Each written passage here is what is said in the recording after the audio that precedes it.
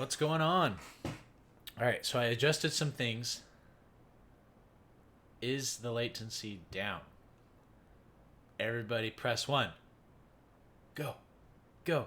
Press 1. Press 1. Oh, the latency is still really high. What the heck?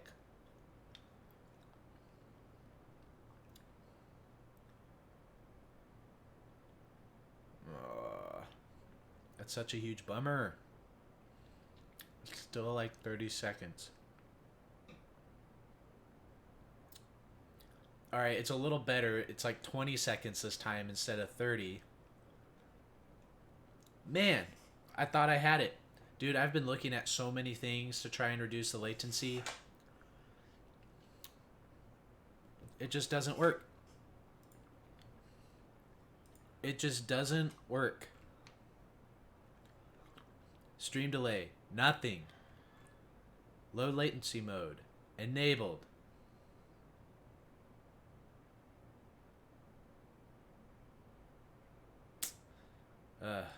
Makes me sad.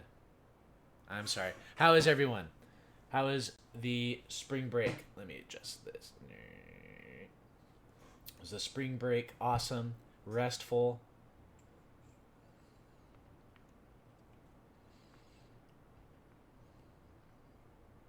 Only as fast as the speed as sound? Wouldn't it be the speed of sound?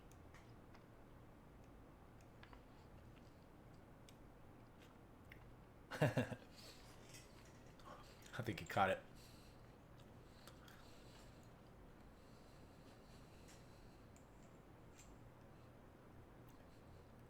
Anyone do anything interesting?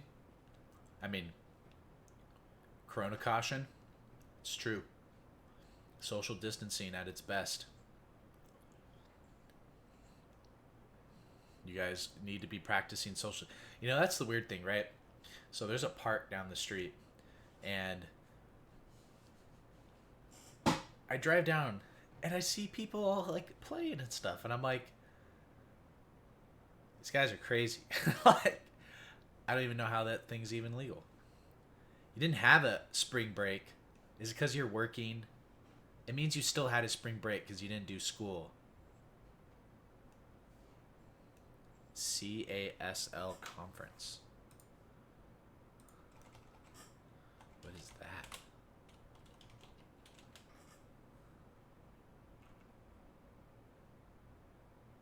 The Canadian anti-spam law? You had a conference on that?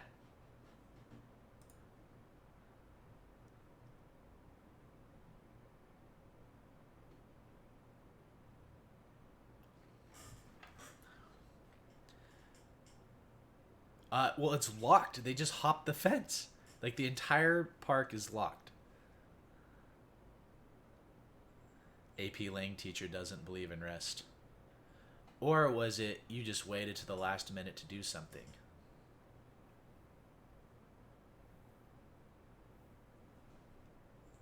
No, that's not.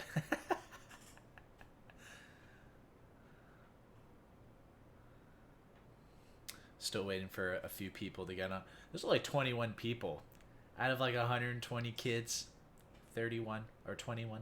Hmm. Hmm. Sleepyheads probably still sleeping in. Ah, California Association of Student Leaders.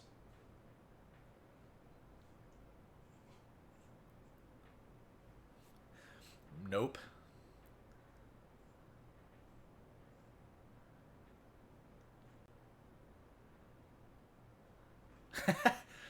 All right. Well, sorry to hear that. I hope that there was no stress from my class over spring break. I know a few of you were like, when you posted the video, and I'm like, I want you to rest. I'm gonna force you to rest, because that's all you're gonna do is just rest. But I'm sorry, that's a lot of work. That's okay though. You know what? Work's a good thing. Learning, reading, writing. Dude, learning how to write really well is good for you. And you're going to see it when you become an adult and you start writing and you're like, wow, I sound like a fifth grader.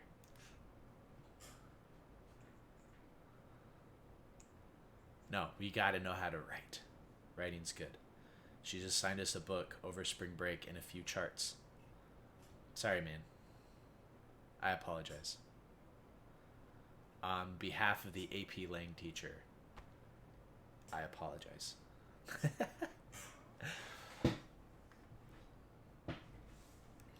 Rather do the work ahead of time so you don't have to do anything over the last few days? Yeah, that's true. I'm the same way. I think that would be much easier, a little bit better too, just to kind of get all the work out of the way so when we have to deal with it. I'm like that. I like intervals of like working really hard and then rest. That's why I do all my chores and stuff throughout the week so that my weekends can be kind of more relaxing. Get everything done during the week and then I can relax. You honestly want to do that, but you're too lazy. Lazy?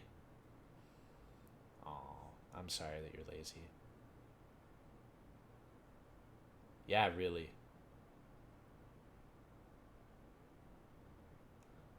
Don't believe in that all key. I don't understand. But that's okay. So today we are on 10-1. 10-1. Can you believe it? Can you believe it? 10-1. We're like almost done, guys. This is exciting. So, after the AP test, there's nothing to do in my AP classes. It's fun. Yes. So let's get to that point. All right. 10-1. We introduced the idea of sequences and series. And with a sequence and a series, they're two separate things. We're gonna take a look at series a little bit later in the chapter of the unit, but for right now, a sequence is just a series of numbers, and there's a pattern to it. We go over the different types of patterns more in the other lessons, like the more important ones. As our math classes evolve a little bit more, we're gonna get more information on that. But for now, just understanding what a sequence is, how it represents a bunch of terms, how we can identify the terms, those are going to be the most important things. So in this first one, it says find the first four terms of the sequence, and it says it starts at n equals 0 to infinity. So for n equals 0, that means you plug in 0. So 0 squared plus 1 over 0 plus 1. So that's going to give me 1. So that's the first value of my sequence. Then n equals 1. That's going to be 1 squared plus 1 over 1 plus 1. And so that would be 2 over 2, which is 1. And then where n equals 3, sorry, 2. Don't know what I was thinking. 2 squared plus 1 over 2 plus 1. That's where the 3 came from. 2 squared is 4. 4 plus 1 is 5. 5 over 3. And so you get 5/3. And then n equals 3. You're going to get 3 squared plus 1 over 3 plus 1. And so 3 squared is 9. 9 plus 1 is 10. 10 over 4. And that would reduce into 5 over 2. So basically, with a series, it was compacted into this equation that we have here. So that equation, we took the entire series or sequence and we compacted into an equation. And basically it says where n, this tells us where it starts. So it's starting at 0 and it's going on to infinity. Now, there is something I want to clarify in the lesson. I did define it where it's natural numbers, n equals 1, then 2, then 3, then 4, blah, blah, blah, all the way to infinity. For a generic sequence, that is true. Now, we can decide to define it otherwise. And so in this instance, I am just saying very specifically n equals 0. If it doesn't specify, you assume it's 1. So that's I just want to be sure that that's clarified there. Any other questions about the lesson or how I did this problem here? Is our school going to be closed for the rest of the year? Well, it is closed through May 5th. That's all I know.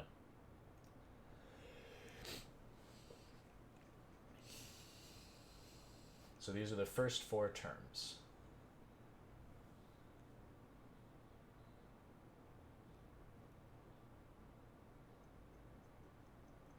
And so the process here is, this tells you where you start. So where my first term is n equals 0. I plug in 0 for n, and that's what I did here, and I simplified, I got 1. Then the next one, we count up, so then it's 1. So then I plugged in 1, simplified, I got 1. Then I plugged in 2, and then I plugged in 3, and I got that. All right, let's look at another one.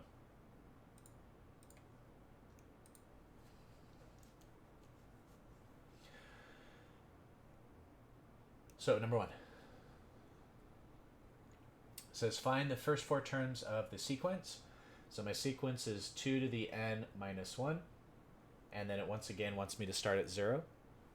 So where n is 0, I plug in 0. So I get 2 to the 0 minus 1. Well, 2 to the 0 is 1. 1 minus 1 gives me 0.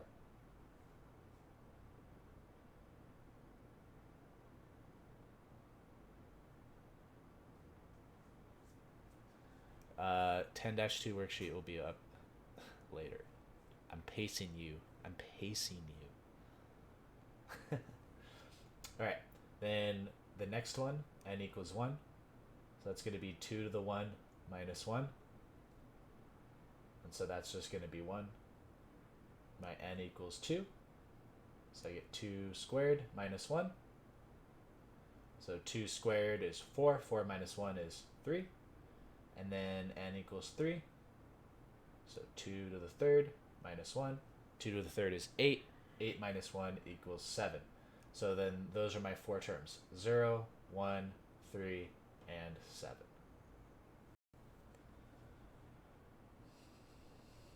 Any questions on number 1 here?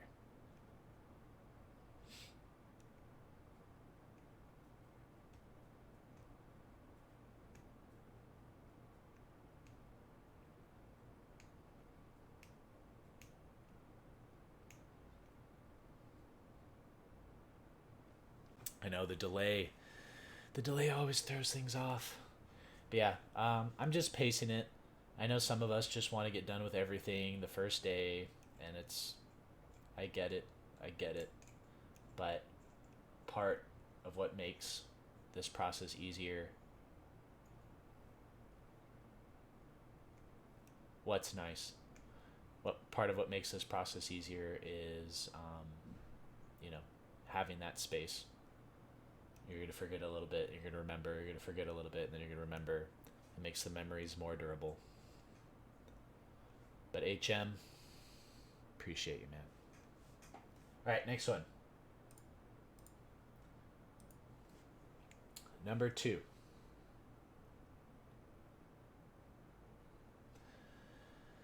So this one's weird.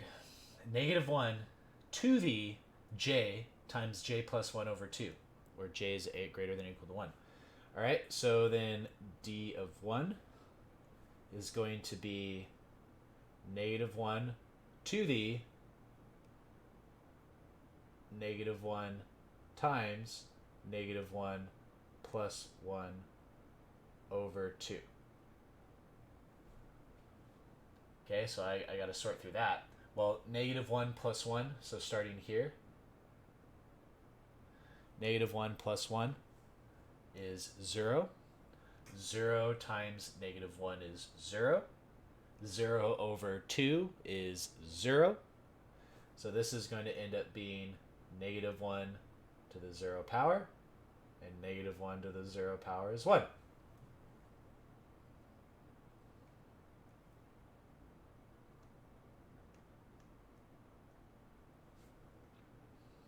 Let's look at another one.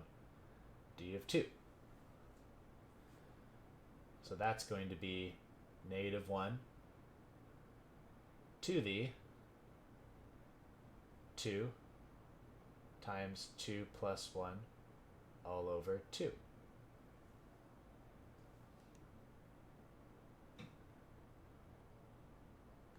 So then that 2 and that 2 are going to cancel out. So that's going to give me negative 1 to the third, because 2 plus 1 is 3. Negative 1 times negative 1. Sorry, the camera's over here. I was like over here. So negative 1 times negative 1 is positive 1 times negative 1 is negative 1. Let's try D3. So you get negative 1 to the 3 times 3 plus 1 all over 2. So that's 4. So that's going to be negative 1 to the 4 times 3 is 12. 12 divided by 2 is 6. So that's going to be negative 1 to the 6. And that's going to be positive 1. And then D4. Plugging in 4 now. So you're going to get 4 times 4 plus 1 all over 2. And so the 4 and the 2 are going to cancel out, so you get 2. So 4 plus 1 is 5. 5 times 2 is 10. And so that's going to give me negative 1 to the 10.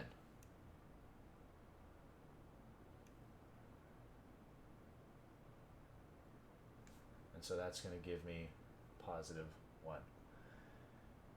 And D1, where did I get the negative 1? Want, want, want. It's not supposed to be there. I had negative 1 stuck on the brain because of this thing. That's supposed to be a positive 1. That's supposed to be a positive 1. Good job. Good job. So, here we get 2. 2 times 1 is 2. We get negative 1 to the first, which is negative 1.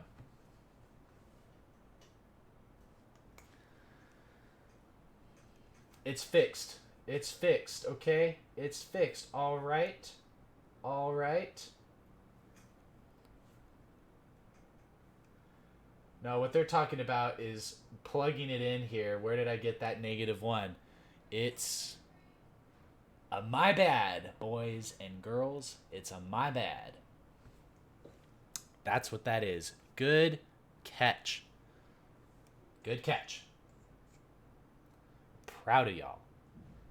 Proud of y'all.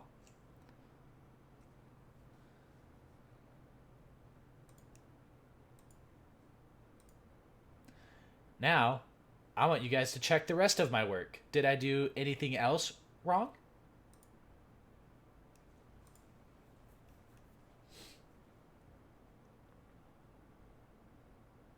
How can you graph this on Desmos? That's a good question. Well, what you would do is... So this is something that you would... I'm trying to think.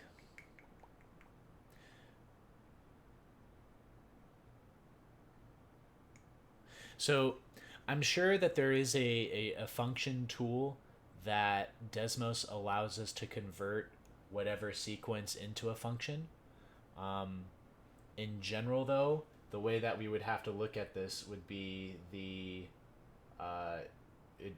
J values on this side and the D of J values on this side. So 1, 2, 3, and 4, and then negative 1, 1, and 1.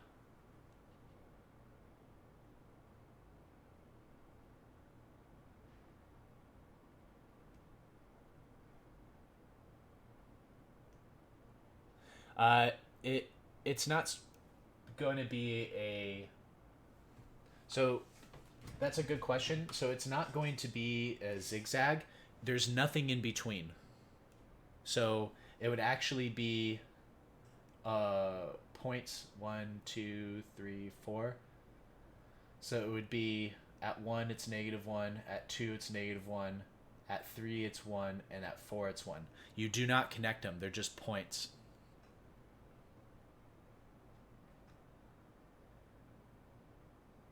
Is graphing sequences a part of it? No. We're not going to do too much on graphing it. We're going to spend more time on constructing it. There are some special types of sequences. We're going to spend some time finding the values within the sequence. We're going to spend some time examining and then examine some series. So there's a difference between a sequence and a series.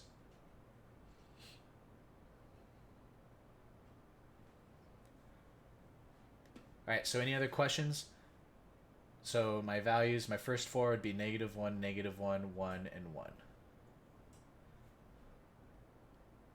Any questions on the graphing part?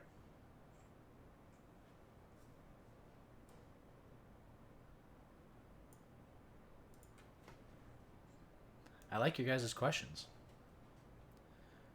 Immediately, because I talked about it being converted into a function, and now all of us were like, oh, function, yeah. I like it.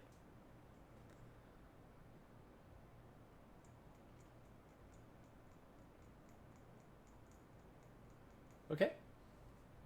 So remember the input, when we're defining the sequence, the inputs are the term. So this is the first term, the second term, the third term, the fourth term. The output is going to be what that is. What is the value of the term? So when my first term was 1, or that's redundant. So my first term, plugging in 1, I got -1. And so that was my output. For my second term, means I plugged in 2, got -1, plugged in 3, got 1, plugged in 4, got 1. Cool.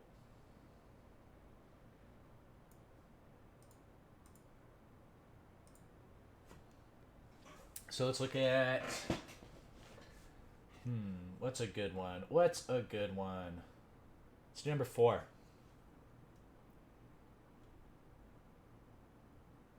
So for number 4, it gives me my initial, and then because this says m-1, I know that is what we call a recursive sequence. And the recursive sequence just means we use the previous value to construct our new value.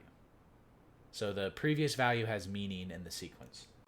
So in this instance, if I wanted to find my first value, or technically this is my first, if I wanted to find the second value, then plugging in 1, I'm going to get d1 minus 1 over 100, which is d of 0 over 100. Well, we just said d of 0 is 12. So this is going to be 12 over 100. And then you can simplify that, right? That's going to be 3 over 25.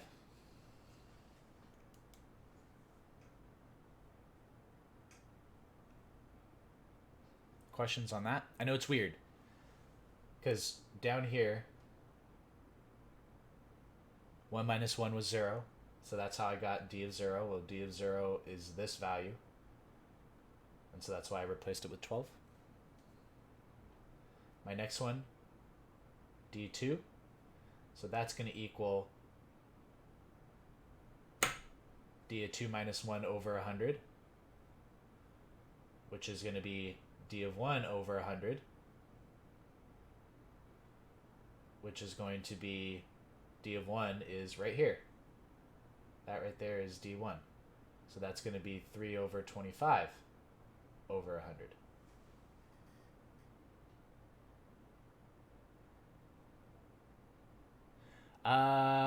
Yeah, you can leave it in decimal. Usually it's better. I will say this, you will see more patterns if you do it in a fraction. So the answer isn't necessarily wrong if you do it in decimal. It will be to your benefit if you leave it in a fraction. And you'll see it in the coming lessons. Even tonight's lesson in 10-2, leaving it in a fraction, it's going to be beneficial. Okay, now simplifying this. So this is going to be 3 over 25 divided by 100. We'll flip it. So 3 over 25 times 1 over 100. So that's going to be 3 over 2500. Hey, that reply was a little quicker. Maybe the latency is being reduced.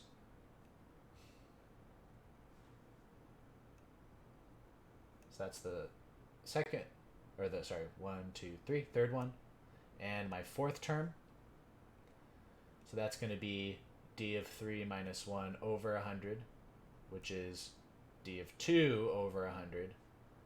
d of 2 is that. So it's going to be 3 over 2500 over 100. And it seemed like the bottom just multiplied, right, in the last one. So I'm going to say 3 over 25, and then we got 4 zeros there. So then my terms is 12, 3 over 25, 3 over 2500, and 3 over 250,000.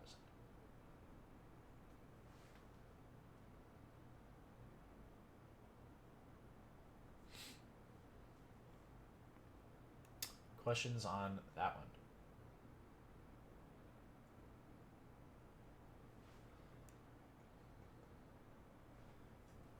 I know it's getting cut off a little bit by my face. There you go.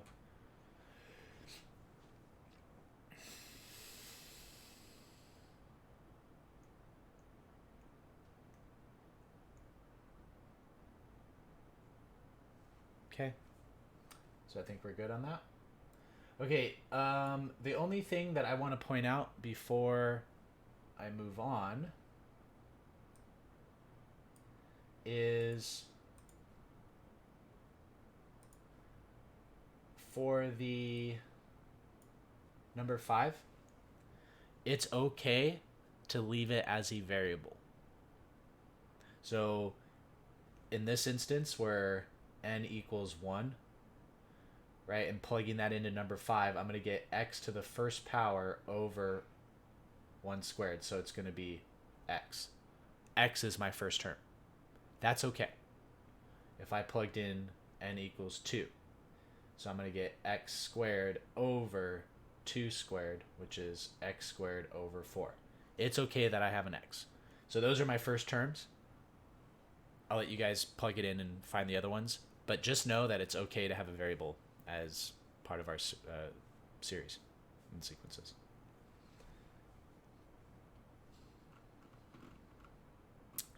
All right, so moving on. Any last questions on that one?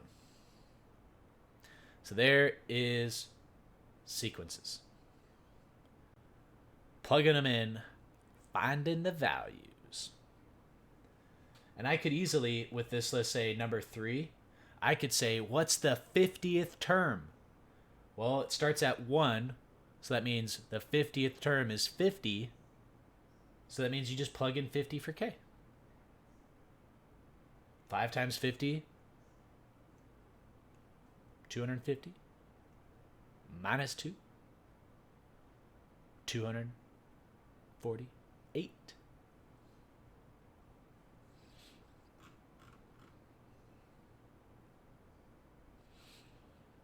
Cool. Let's continue going. Seems like we're good. All right, so if you guys remember, expanding and condensing logs. I know, we forgot about it. Bam, that's why I have it on here. So, this first one, number 7. A. Yes. A.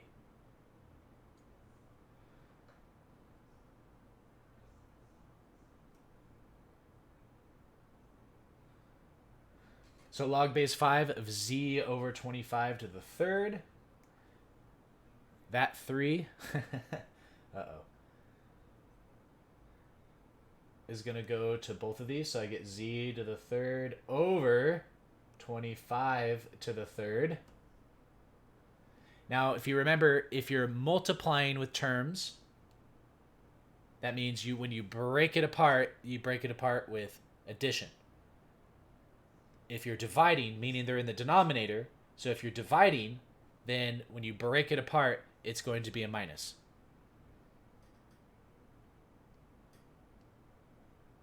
Are you asking about this worksheet? If this worksheet's online?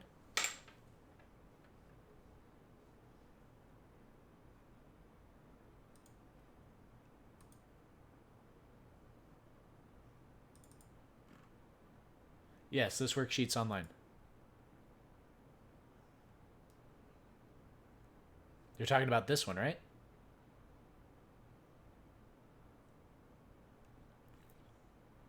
If you have trouble accessing it, send me a message in Discord.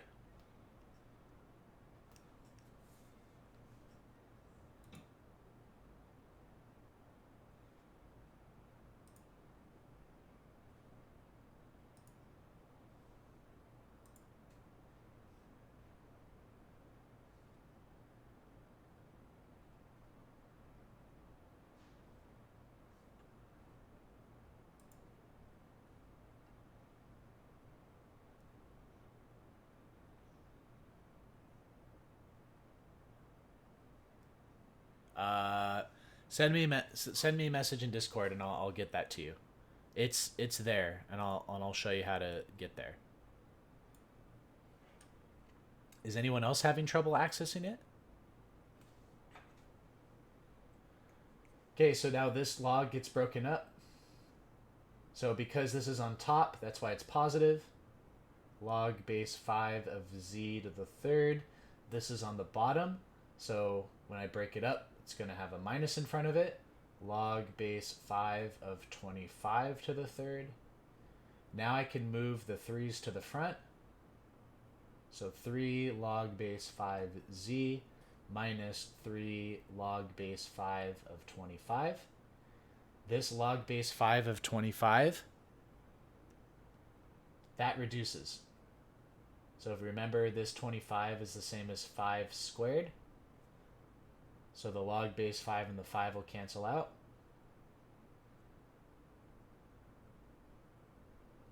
And you get 3 times 2, which is 6. So you get 3 log base 5 of z minus 6.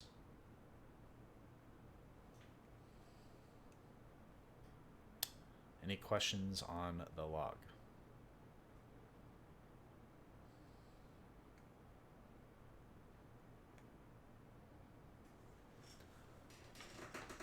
Yeah, they're definitely posted there. Sorry that you're not being able to find it very well.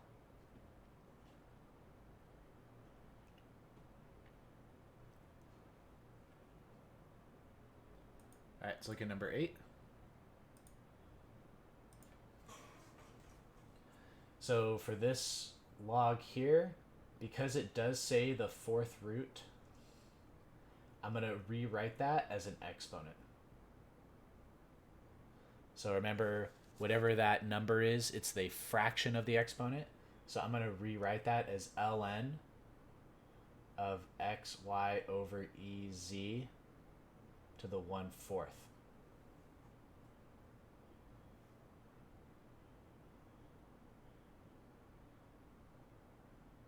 And so now breaking this up, this 1/4 is going to go to all of those.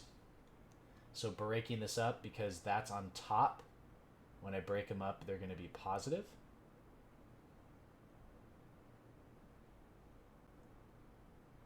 And then these, since they're on the bottom,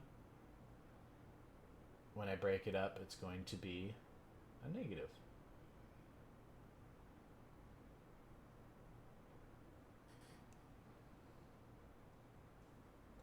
Well, then the ln and the e cancel out. So it's going to be ln x to the 1/4 plus ln y to the 1/4, and then minus 1/4 minus ln z to the 1/4.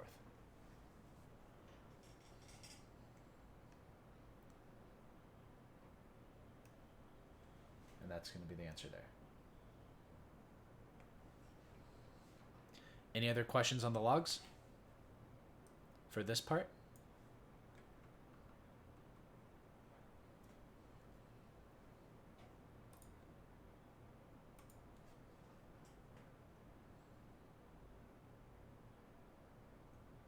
Yeah, so if you can't see what this is on the stream, I have all my worksheets posted online. I think I understand your question now.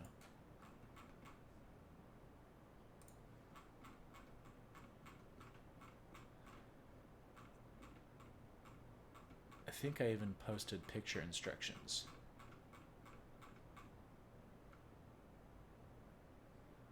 I did. So if you scroll up on the Honors Integrated 3 part, I posted picture instructions on how to find all the worksheets online. So please go take a look at that.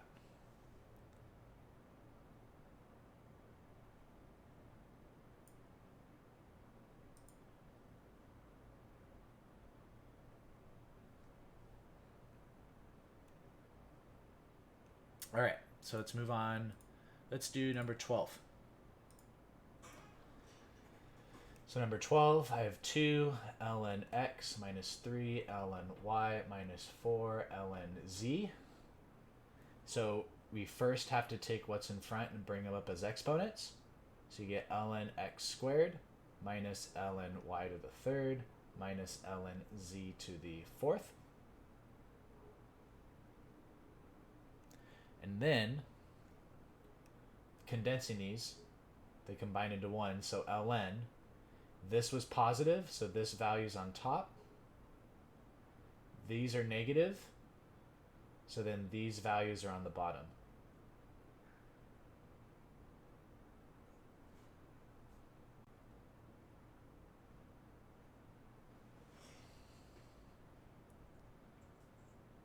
Good. I'm glad you found it. Questions on this one? And so just to give you a heads up, I'm posting all of them there. All of them will be on there.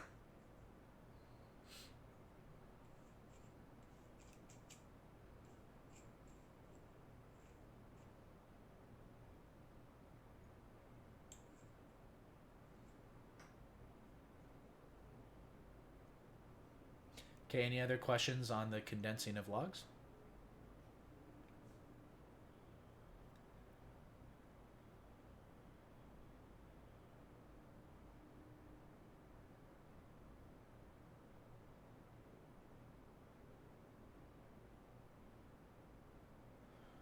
Okay, so let's move on to the absolute values. So now I threw in some more advanced absolute value ones. So like, let's look at number 15. So that's absolute value of x squared minus 1 equals 3. So now, I know it's quadratic, but the process of getting rid of that absolute value doesn't change. We break it into the two. One of them is positive. One of them is negative.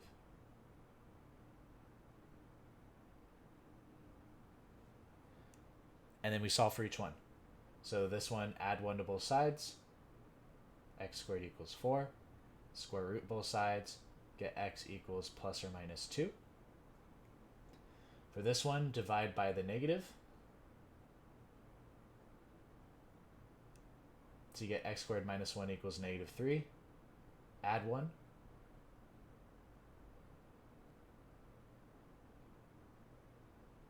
Then square root both sides.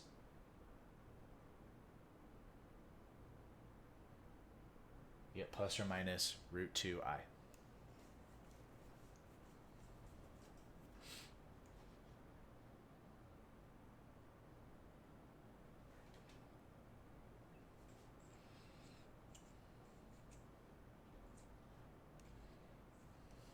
Questions on that?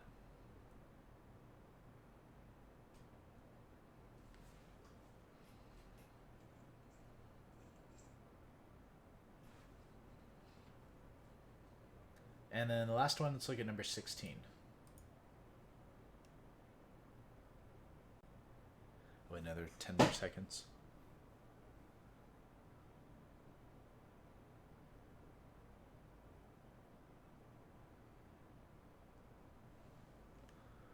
Okay. So number 16,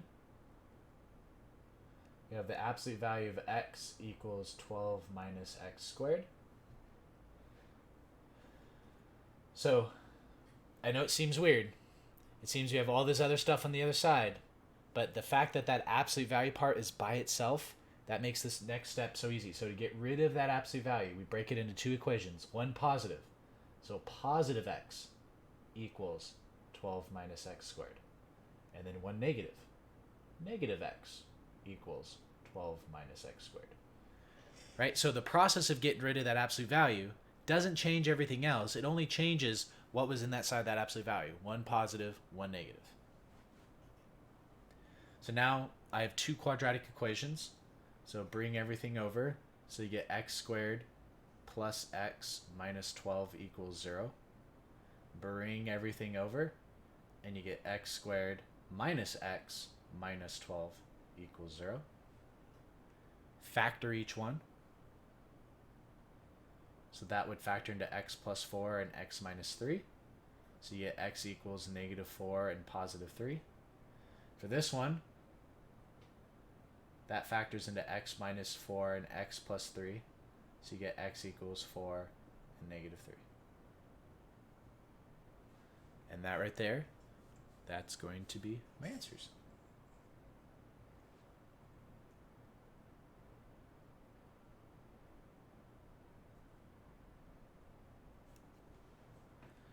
All right, so that's it. So for today, you guys just need to go ahead and finish this up. If you have any questions, please put them on the Discord channel, and I'd be more than happy to answer them. 10-2 is up, so we need to watch that for tomorrow. And if there's no other questions, I will see you guys tomorrow. So I'll wait for another few moments, just in case.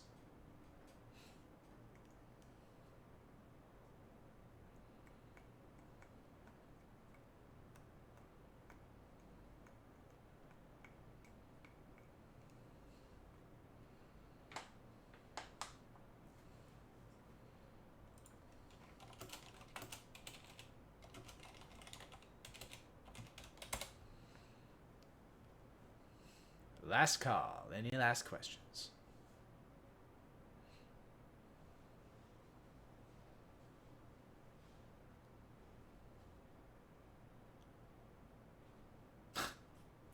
Thank you for the sub.